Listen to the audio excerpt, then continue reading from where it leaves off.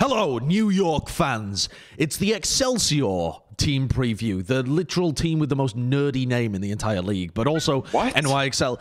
I think Excelsior's nerdy, but NYXL is a great name, personally. I mean, whatever, that's kind of beside the point, isn't New it? York Anyone is a just calls great name. New York. Do you see the shirt you're wearing, Josh? Blam blam. Yeah, that's fucking nerdy. I'm a nerd, man. I'm a nerd. What can I say? What can I say? But I never did Latin in fucking school. Okay, so to start this episode out, right? Jonathan, in our Houston Outlaws team preview, said that Houston Outlaws were going to be a top 4 team. And when I was thinking about this, I was like, okay, you know, in order to counter that point, you have to find 4 teams you believe in more than the Houston Outlaws. Otherwise, it's valid. And when I was running through some of these teams, you know, I'm typing up draft tweets, getting steamed. I'm like, this guy said I was watching Silver lineups. This guy's trolling me on the internet. I was thinking about the 4 teams that I believe in more. And NYXL was one of the teams that went into my head. Like, do I believe in NYXL more than I believe in Houston? And I looked at this roster and I thought, this NYXL team actually has some amazing pieces, but also some holes in the roster to the same degree that Houston do. There are some serious flaws with this team. So it wasn't one of the teams that I thought it wasn't one of those teams where I was like, slam dunk, this team's going to be better than Houston. But it concerns me, this squad, because it has phenomenal talent and yet no level of depth whatsoever. There are 5 people listed here on Liquipedia. There are 5 people. Okay, and I want to get into beef with all of Plat chat and you guys, because here's what's been happening. I'm just a guest. Yeah, okay, you got to pass, Admiral. But fuck tactical crouch too. Everyone comes into my chat being like, people don't need main supports anymore. No, it's going to be double flex support. Have you seen the Goomba workshop scrims that they've been doing? I think for the exact same reason that you should have 3 supports, because you need double flex support in case that becomes an important thing. You need a Lucio Mercy player. If you do not have that, and for whatever reason, we end up in a hyper-fast game mode where Lucio is must-pick, who's going to play Lucio on this New York Excelsior team? About this? Okay, you guys have sold the narrative that main support is a dying role and it is not necessary. No, we haven't. This is blasphemy. People come into my chat every day and they're like, "Oh well, Mr. Egg told me this interesting thing that Lucio is unimportant now." Oh, so you're sitting over there in your chair, just like, oh, my Twitch viewers, they are the most honorable of people who would never conjure up any kind of lies or in a weird way. You're a fake fan. You don't watch Plat chat, obviously. You get all of your information from your viewers. But here's what we've said about main support. At the beginning, looking at Gumba's workshop and looking at the mode that was shown, you know, like the show matches and shit. Yeah, we had the take that, okay, maybe main support's a dying breed. Lucio, Mercy, people came out of that, the pros, and said that it didn't seem powerful at all, like it was horrendous. And so we were like, okay, you probably need double flex support on your team, but you still need that other player that can do something. Then recently, especially Avast, who's been talking to people who've been playing like pro scrims and more workshop and stuff like that. Avast has been very heavy of like, Lucio is back. I don't know where the fuck he's got this from, but Avast is very heavy on the train of Lucio is going to be meta in order to peel for your flex support player because nothing else works. And I can only assume that's because he's got some kind of inside loop. But that's been the recent trend with us when we're discussing the support lines. I think there's a lot of teams that have gone too far in both directions. There are some teams that only have double flex support, like NYXL. There are some teams, and the San Francisco Shock, where Violet is going to have to be playing the Lucio. Not again. No, I refuse to watch it. I will not watch a San Francisco game where Violet plays Lucio again. I know. You guys are wrong. Violet is going to play the main tank. They're going to get another support. Of course. Violet's replacing Super. That's what's going on. If you had to bet, who plays main support, if you have to, on NYXL? Who plays Lucio? Young Namjoon. Why? Are you just picking a name randomly? Yeah. We'll go with that. I feel like this team has got no plan B. No, they have to sign more people. And actually, the factor that we haven't talked about so far on this is that every team is required to have 6 players. And it has been reported that every team does have 6 players. It just has not been announced yet. So maybe they have a main sport, maybe they have a different. Am I missing a rumor then? Am I missing some piece of the jigsaw puzzle? Halo's just not been on this team. He's just ignored NYXL. I don't know. What the fuck, man? What the fuck? Dude, I've been just roasting Halo for his online presence for so long, and now I'm here like, please, sir, give me a crumb. Give me a crumb.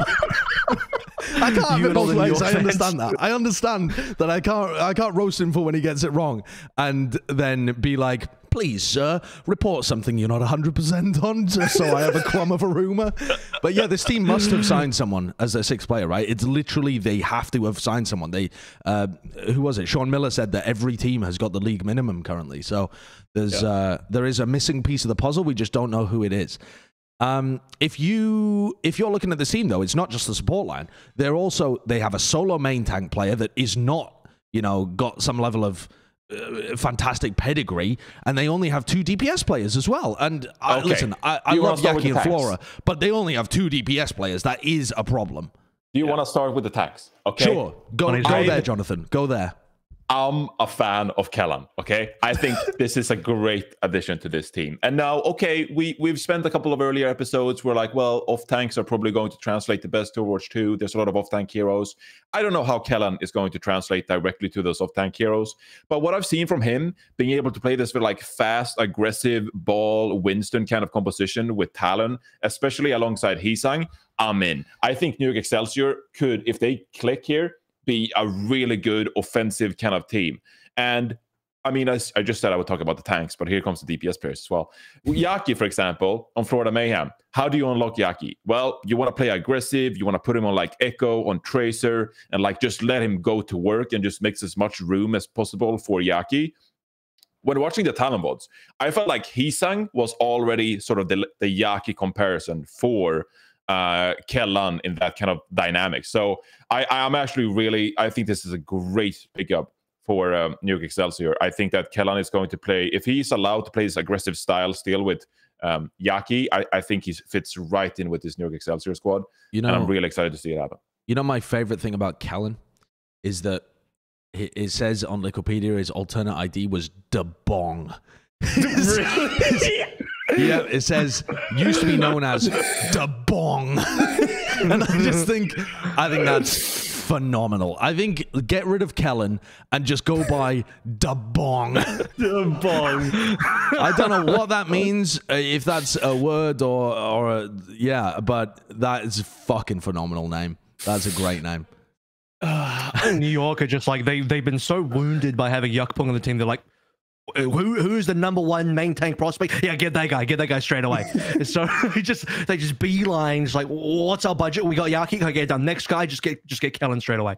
And Kellan has been probably the top prospect for main tank out of Korea. So NYXL win big time getting this guy on the team. I have to be a little bit careful with how much I maybe hype him up, because the mag incident still kind of makes me feel a bit uneasy. And Kellan is like, coming out of contenders. He was probably not even as hyped as Mag, because Mag came out the previous year just like unbelievably hyped, and he probably should have been able to reach that height. But then whatever happened on Washington, but also I don't think Mag had a terrible year. I think the team had a terrible year. That was my read of it. I don't think Mag like shit the bed. I think he had some bad ball moments. He was pretty bad on the wrecking ball in some of those moments. He wasn't known for ball in contenders either. Yeah, like I think he's just not as strong a ball. But his Winston, right? Like he broke records on that Winston early on in the season for the Washington Justice. And here's my thing about this NYXL team. This whole thing is just Florida Mayhem. They've just like taken off the mask of the Florida Mayhem, and it's like, we've been NYXL the whole time. They literally have the exact same identity, I think, as well. Obviously, they have Kuki as the head coach. They brought in Yaki. They brought in Gangnam Jin. But I think they're going to have the exact same issues that happened with Florida Mayhem, where in certain metas, I think they're going to be phenomenal and they're going to be flawless. But I think they're heavily going to struggle with playing other things, especially with Flora and Yaki as the double DPS duo, because as much as they both are flexible within their own rights and roles, if we end up in a double hit scan, we end up in like these weird situations of weird metas of Overwatch 2, I think I could definitely see them struggling hard. And that's something that we saw from Florida Mayhem, where in the May Melee, they went to Hawaii, and then from there on, they just had a massive downwards trajectory. I'm worried that the NYXL is going to have the same issue this season. But when I think about Florida and when I think about New York from last year, to me, similar things were the problem with both teams, which was they just didn't have a good tank player. They just did not have good main tank play. OG, Yakpung, not good. I mean, the performances, in my opinion, were incredibly subpar compared to what people were hoping for from both of those players. And here you've got a player that I believe in more than either of those prospects, but yeah, also it's like one of the worst seasons to invest heavily in upcoming main tank talent, because you're paying a premium price for a player with so many unknowns that might only be good at 2 of the heroes that ends up being played. And like we talked about in previous episodes, you might be better off just trying to sign some off-tank player that's really good, or wait a little bit and see if, you know, someone surprises you from the open beta, presumably.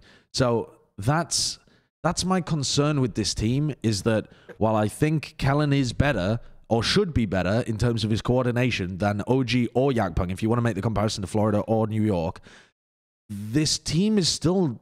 I really would like them to have signed an off-tank player that I believed in as well. If this team they still can. Yeah, Gargoyle. The Florida Mayhem narrative continues. Yeah. I mean, okay, you say they can. Who would you go for? If you wanted to add depth to this roster, AVRL, who would you go for in the tank role? Well, maybe Gargoyle, but also at the same time, we know they have 6 players, and it's if you had to say, I mean, probably should be a tank player in that number 6 position. There shouldn't be another DPS yet, even though I think support. I mean, really, they just need all of it, don't they? They just need like multiple new players. Okay, where we're landing on this. But yeah, I think Gargoyle is probably one of my top picks. Maybe a 2U, QOQ, Gable, She, Cliston, FaZe. I don't know. All those guys are available. So my thing is, if all of a sudden, let's choose known variables. If all of a sudden this team had Jexay and Gargoyle, right? Let's just go pretty solid players. Yeah. Would you feel really, really good about this team? All of a sudden you filled a lot of those holes that we have big problems with. Are you all of a sudden convinced that they're going to be a top 4 team? Or do you think they need into that role to put them to that level? Okay, with that kind of roster that you've proposed, I would still have my doubts about their tank line, because I still think there's a lot of unknowns about tank players heading in and what Kellan and Gargoyle are going to be able to do. But yeah, at that point, I would be looking to put NYXL into my top 5. Maybe I'd have to think about it a bit more, but maybe they would get into top 4. I would certainly, let's draw the comparison to the Outlaws. I would feel more happy than the Outlaws in that instance, because they have the depth, they have the talent. I'm liking this team, but at the moment I feel difficult. What if Houston signed fucking Jexay?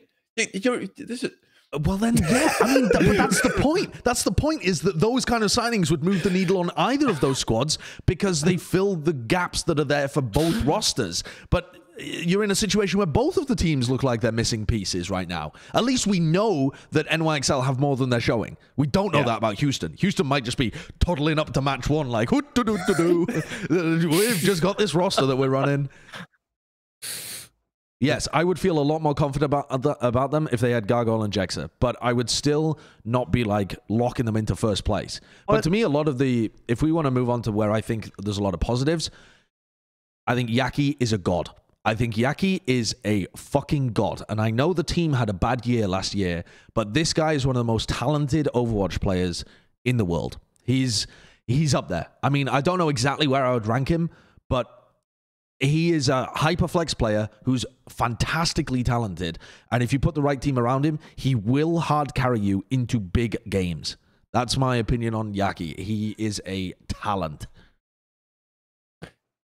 Okay, here's my thing about Yaki is I agree the things that he did with the Florida Mayhem were absolutely incredible, and like he just hard carried them on the Tracer, on the Genji, on the Echo. Like throughout multiple seasons, he's shown that he is the best player. He kind of reminds me though of a player who struggles to adapt when it's not working. I don't think he's an incredibly smart player in the way that he plays the game. I think he's just mechanically very, very, very talented. And we've seen him time and time again, when things aren't working, instead of adjusting his play, he sort of goes into that kind of like almost like a hyper feed moment of like, if I just go more aggressive, maybe the problem will solve itself. And I think that is a detriment to Yaki in some degree, but I still think he's an incredible player. And I think you pair him with Flora, who was the standout for the NYXL last year. I think they can be very dominant. And I actually do like their flexibility as a double DPS duo. There are holes, and I would like to see them pick up a third DPS, but I agree this is the bright spot for this roster. Let me ask you this question, though, Scott. Do you think there's any shift in Yaki's playstyle that would have fixed Mayhem last year?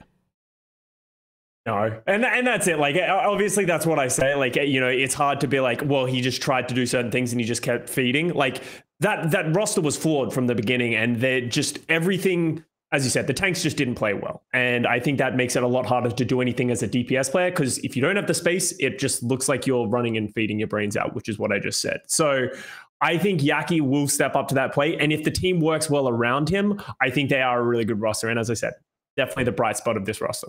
If you're hoping for a DPS dominant kind of meta, which 5v5 could easily be, I think DPS is going to be very important there, obviously. So Yaki is kind of their franchise player at this stage that needs to be that hard carry. I mean, Flora is actually the only returning member. He's got a lot of potential to still show, because New York started to get good towards the end of last year. They ran out of time, but they started to become good. They were one of the few teams to legitimately beat the Shanghai Dragons at a full best-of-5, which most teams didn't. So, I mean, you give that to New York. Flora's on the hit scam, started to look really good paired with Yaki. I think it's an exciting duo. If New York are looking for a lean roster, and I don't know if they are, but if they are looking for a lean roster, maybe 6, maybe 7 max, I'd say the more important areas to fill are definitely the tank and support. I think if they chose to only run Floriaki for the rest of the season, I'd probably be okay with that, even though the ideal optimal thing to do would be also to add another DPS player if they have the budget or the allocation to do that. Yeah, and to add on top of this as well, I think having Kuki as a head coach is something I'm also comfortable to, like, you know, make the squad play even better. Because there are other rosters that will be competing with, like the Washington Justice, who by their own right have a lot of great players. But then you got Supreme returning after a pretty poor year of coaching for that team. I think Supreme is returning anyway.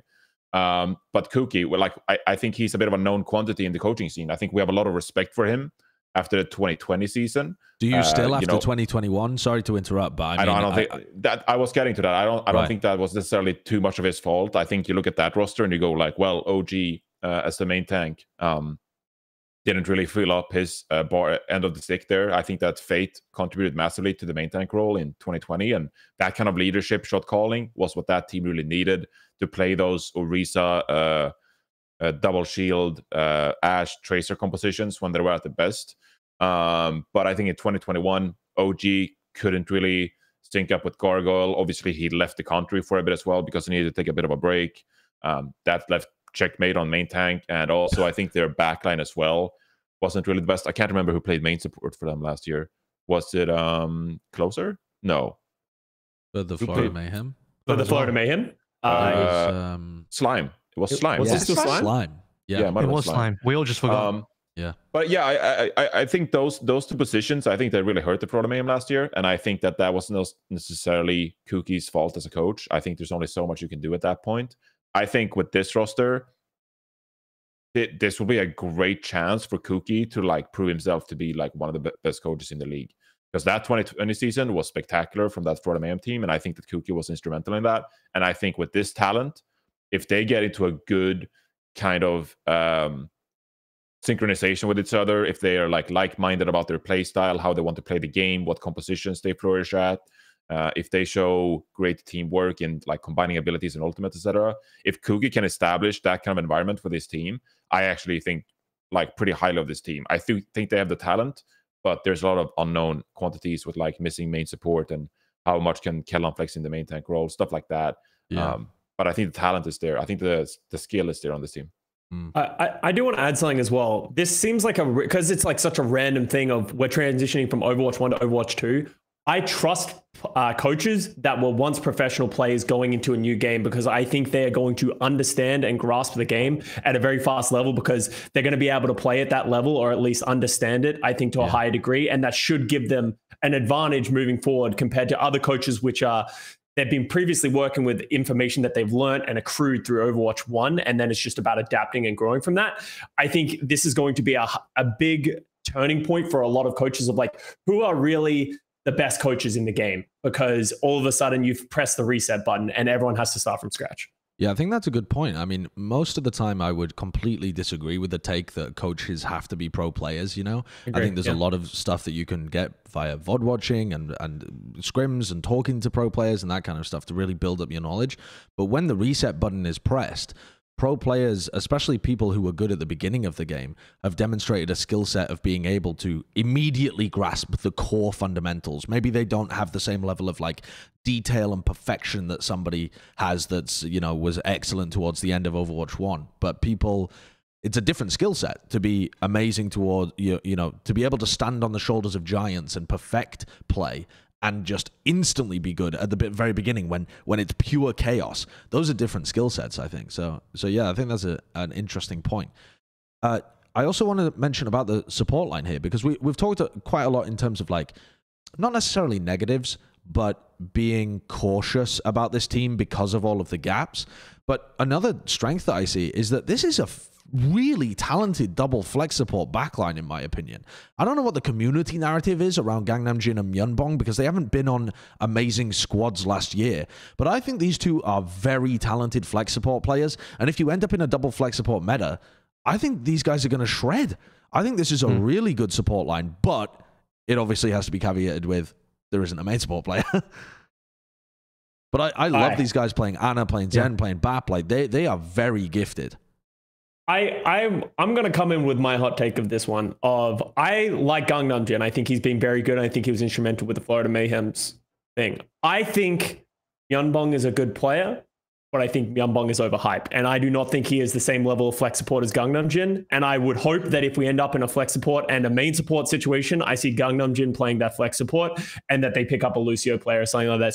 Myeonbong can definitely hold his own if we go into a double flex. I think he's that great third support. You know how like most teams have picked up that secondary flex support who will play if they play double flex. That's what I want Myeonbong to be. And I hope that they pick up another main support, because I think Gangnam Jin's better and I think he's played at a higher level.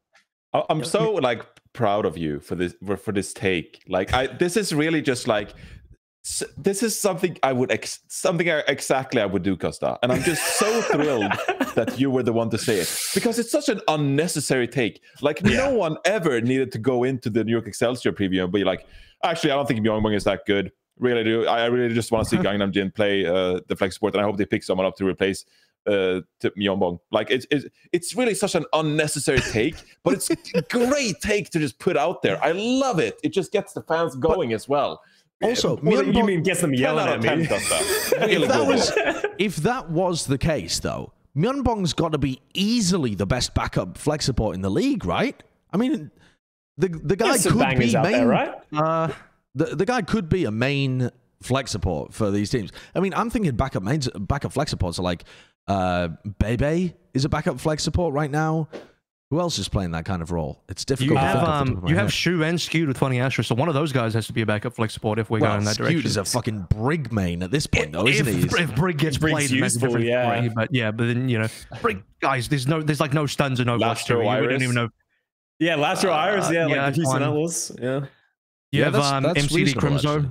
Yeah, MCD Crimzo is interesting. I don't know. Is it fair for Myeonbong to say that? Because like, did Boston not do him dirty as well by being just such an average? As I said, I'm not. It's impossible to properly back up my opinion, because, and that's what this should be like said. It's just an opinion because Boston have sucked, right? Like obviously in 2020 was like peak bad Boston, and like Myeonbong was the only person offering anything at any moment. But I think from that moment of that 2020 Myeonbong moment, we'd been overhyping him and pushing me like he's the only good player in Boston. But the game has evolved and everyone has gotten way better. And I don't think Myeonbong has kept stepping up with those levels. And I think this is going to be the true test. And I'm a little worried about that for their backup. Well, I mean, this could be the true test, or he could be in a fucking horrendous position where he has to play main support and just looks dog shit. So the thing is, he might be in another horrendous position. Hypothetically, you know, whoever plays main support, I think the way New York got to do this, if there's no third support, is it's not so much like who's got the better flex support between those two. It's probably closer to who has the more serviceable main support of those two, right? That is a terrible. If you're an Overwatch League team and you're ever having that discussion, it's over. Like you're not going to win games. If you're like, Scott. Okay, flexible, we're flipping a coin to see who has to learn how to play Lucio. As someone who has had to rapidly learn Lucio, people keep saying that, and like we saw Violet do it most recently. It is very, very difficult. You are going up against people who have been playing Lucio since they were birthed in Overwatch, like players like Funny Astro, like Lee J Gun, that kind of stuff. They've been playing. It's in their core to play that hero. You cannot pick it up. I agree. I'm just saying, but what other options, like aside from just picking up another player, which we all agree they should just get a main support player, right? We agree with that. Yeah. But if they and Houston have the same problems, like, but if they don't, somebody's got to fucking eat shit and just do it right. Houston doesn't have the same problem. They have Jake. Jake can play it. Oh, yeah. Yeah. I forgot about that. But also, I think it's a bit different for... Sorry, were you done, Avril? I didn't want to... I was just going to finish up by saying, like, you know, I think maybe I've got a little bit more rose-tinted glass from Myungbong because I've seen him on O2 Blast and he was phenomenal during that period. But it feels like eons ago now, and he had that carry year on Boston. Last year, it did sour my opinion on Myungbong a little bit, but, you know, Boston still just kind of were mediocre, generally speaking. I don't know. I'm still willing to give him another chance before I write him off, but Gangnam Jin, I agree, is probably more exciting on the flex support, and that's where I'll end it. I want to put both of these flex supports, like compare them with some of the players that we're playing against. Okay. And I think this is a very interesting comparison, specifically asking about Avril as well, because you've seen the most from this player. But, you know, for as much as we hype up Gangnam Jin and Myungbong, would you rather have either of those two? Or would you rather have Vigilante from Washington Justice? I'll probably have Vigilante. Yeah. Over both of these flex supports? Because I think that tells a pretty interesting story about how we rate them. I think I'm just excited about new talent and the sort of unknown quantities of it, whereas Myungbong's been around for a while, even looking back on his original 2 days. Gangnam Jin from Runaway as well. So there's, you know, when I see new talent that are like peaking, I'm like, well, they're peaking, but also I don't know where their ceiling is. Whereas it feels like players like Myungbong, Gangnam Jin that have been around for a while, you're much more, you know, it's much more easy to quantify where you think their ceiling might be. Sure. So Vigilante is just coming in red hot. I mean, he's one of the top prospects. So yeah, I'm big on that. It's hard to disagree with that take because rookie flex support players have been so good, but I don't like it because I really like Gangnam Jin. I think he's very talented, and I think a lot of people will be soured on him or underrate him because of the horrendous season that Florida had. I don't think of Gangnam Jin the same way I think about Yaki, right? I just want to put that out there just to fucking say that because I think Yaki's unbelievable on a terrible team. I think Gangnam Jin's what word would I use? Great, maybe? I think he's better than just good. I think he's great, but he's not elite level like he's going to win you games. But anyway, what else do we still have to discuss on this squad? Do we have anything more? I think it's a pretty small roster. We've kind of gone through it. Let me ask you. Let me pose you this question. We talked about, you know, Jaxa, Gargoyle, that kind of thing. Who would you pick up as a DPS? If you wanted a third DPS for this squad, who would be the best one? Because as much as I like Yaki and as much as I like Flora, there are going to be metas where it's uncomfortable for those two to play. And yeah, that's the role where they need an extra player the least, you could argue, because both of those players are pretty flexible. They should be signing another DPS player in order to round it out for Overwatch 2. So who would you go with? What's a name that springs to mind?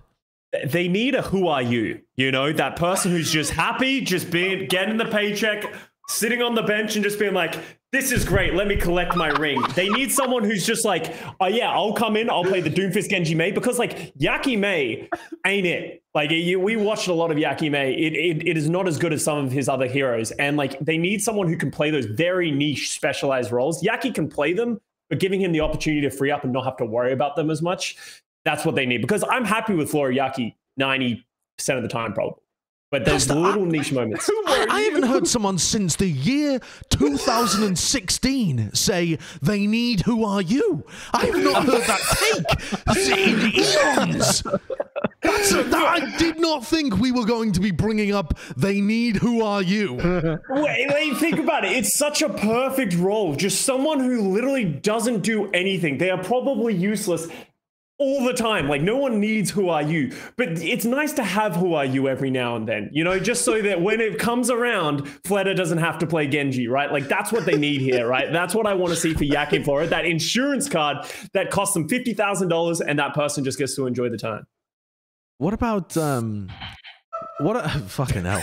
What about okay, maybe Sombra is a role that's going to massively change. Maybe it's much more of a fragging role. Maybe it's something that Yaki's going to end up picking up because it's more similar to Tracer in Overwatch 2, something like that. But that's an area that kind of, you know, if we're thinking about the holes in this roster, the areas that I think they might run into trouble is where you want Yaki on both roles. That's the area that it kind of I've brought this up before. What, sorry? I brought this up before. Yeah. This is where we're talking about M3s. This is where you need both players having a Tracer. Yeah. Is there a player, AVRL, that springs to mind for you? Custa nominated Who Are You? Just her DM was looking for a team. Her DM was LFT. God. DM. DM, dude, DM I'm a fucking DM fan, but again, that's a take that I didn't expect. We're just recycling Shanghai Dragons players. Let's just get Pine while we're here, you know? Let's just bring them all back. I'm going to bring back a 2019 throwback, and Josh is going to maul about this because I just irrationally love this guy. The short time amount he was in the league. What if they rounded out their trio with Illicit? Illicit. Okay, dude. Does he also play the game? Where the fuck are these names coming from? You guys have just been in the history banks, huh? It's kind of what they need, you know, like a little bit of Genji, maybe some Mei, Farah, you know, that kind of honestly, stuff. That's the take that I'm most on board with, I guess, because what was Illicit's hero pool? It was like Mei, Hanzo, Genji kind of stuff, wasn't it? Yeah. Plays Echo. Yeah, honestly, Illicit. He's been in the grand finals. He hasn't played in it, but has he been good recently? I haven't watched him since he played on Seoul. In contenders, he was all right. I'd rather, if we're going to take talent from contenders who've been in contenders, I'd rather take Ardo for that position currently. Yeah, Ardo's a good shout. He's been a higher performer. I think Ardo got screwed over last season because of Sombra. He's not a Sombra player, but you know, it's Asian. You have to play Sombra. Ardo still kind of like Loki got it. I mean, I'll vouch for your opinion as well, Abra. Like some of the VODs I watched, like Ardo would just pop off in contenders. Like he's actually a solid pickup if an Overwatch League team needs him. What about if they faked a birth certificate for Heesang? Oh, that's great. Well, he plays Tracer. If someone could do that, someone would have done that by now, Josh, because I think everyone wants Heesang. Yeah, Shanghai Dragons would have Heesang right now. They'd give him $1 million and a birth certificate and be like, congratulations. Wasn't there some... Ride the bench, Scott? Yeah, exactly. Wasn't there some like tinfoil hat conspiracy that someone had done that in China before? For like, I swear someone like... in the depths of Overwatch lore, you know that fucking the iceberg meme. Somewhere at the bottom of that is like, I can't remember who it was, but there's some like someone's age got forged or something. I think it ended up being bullshit, but was it about leave or something? I can't remember, man. I definitely have some like inkling of a memory about this shit. That there was some scandal or some rumor that someone had faked someone's age in order to get into a tournament. I can't remember anyway. All right, where do you rank this team, though, overall? So, before we end the episode, NYXL, what are reasonable expectations? They're not on this team page because Overwatch League doesn't like sorting out basic stuff like that. But there are 13 teams in North America. You need to make top 8 in order to go to the mid-season tournament. They are a team, in my opinion, that should be competing for that, but... are they guaranteed into that? Are they punting for a top 5 spot? What if we assume they have 6 players and one of the gaps is filled, so it's slightly better than what you see on paper, where should they be going? I would put them on the same level as Washington Justice. I think they're in this. They have the same level of we can compete the high level, or we could just have an atrocious season and end up really low. I think they have that variance, and I think they're playing for that. I don't think they're better than like Atlanta Reign, Dallas Fuel, Shock Outlaws. I think I would put them just below that, but I think they're above all the the lower end teams of NA. Ooh, see, I think that's. I think that might even be underselling them a little bit that they're not. But I mean, remember that Shock doesn't have super, right? So now they've got to figure out their tank situation, and Outlaws also have holes. I think I think they could compete with the bottom end of those teams that you mentioned. Am I just too high on NYXL? What do you think, AVRL? Where would you put them? I'm sitting around like a 6 to 8 something, like a 6 to 8 currently. Okay. I just the more we've talked about it on this episode, the more I'm like, yeah, man, their holes do hold them back. If all the stars align and they get the perfect meta and everyone gets to play all their favorite heroes, they're a great team. Like, this is a team that's capable of being right at the top of NA. But they are just so prone to getting hard screwed by meta changes and not having the flexibility to cover it that, you know, probably more times than not, they are going to get screwed by that. And you compare them to Washington Justice, and they probably, if you just compare 5 players to 5 players, I might give it to New York, but only in very specific metas with all 5 of their players get to pop up, because otherwise Washington actually have way more flexibility to get stuff done. And, you know, even look at the Kellan Mag comparison. I still take Mag over Kellan for the historical value there. I think Decay still got a lot to show there. Happy can fly with Flora easily. So, I mean, New York's for me, right now, I'm not comfortable putting them any higher than 6th place for me. Yep. Kind of agree with that. Yeah. You still think Houston Outlaws top 4, NYXL 6th place? That, Johnny? Looking for that take? I mean, it's kind of aging well with Super not being on the shock anymore. I know, that's the fucking annoying part, is that actually it's starting to age better now. Yeah. I think Atlanta Reign is a bit of an unknown quantity here too. I mean, you look at them and they're like, yeah, they went to the grand finals last year, but they've actually changed up their team quite a lot. And Pelican was a core component of that team. Iris was a core component of Atlanta last year. So I could easily see them dropping out, not because like I think less of them or like I think worse of them, but just because the region is stacked. Like, I think there's so many competitive teams in this region, where it's Houston Outlaws, Washington Justice, Atlanta Reign, Shock. Like, all of these teams could be vying for those 4 or 5 spots that New York Excelsior, like we just talked about. So I'm not, it's very hard to predict who will be the better out of the 4. Intriguing. And it's going to be even more interesting when they actually announce who their 6th player is at some point. No idea why they haven't done it currently, but there you go. Maybe they just signed someone onto a 30-day contract. Maybe they signed like me onto a 30-day contract just to fill the slot, and they're just planning to recycle players until they find someone they want. Are you and Yaki a combo deal at this point? Like, you sign Yaki, I have to come. It's just the rules. You're one of the players coming over from Florida, right, Josh? Exactly. It's part of that Florida core. I'm real tight with Yaki and Kooky, you know. I'm involved. All right, well, that's our NYXL preview. Yeah, some holes to fill, but also they have already filled one of those holes. We just don't know what it is at the moment. So certainly a team that we're going to revisit, along with Shock and the other teams that are presumably going to make a couple of changes before the season begins. You can follow us on Twitter at Plat Chat Podcast to see stuff. It just depends on what we tweet. Yeah, you can see tweets. That is very specific of you, Jonathan. And subscribe to the YouTube channel as well, and you'll get some more team previews too. Who should we do next week? Who are you most excited about, Jonathan? Atlanta Reign. Let's do it. Good idea. All right, well, we'll see you for that. Bye-bye.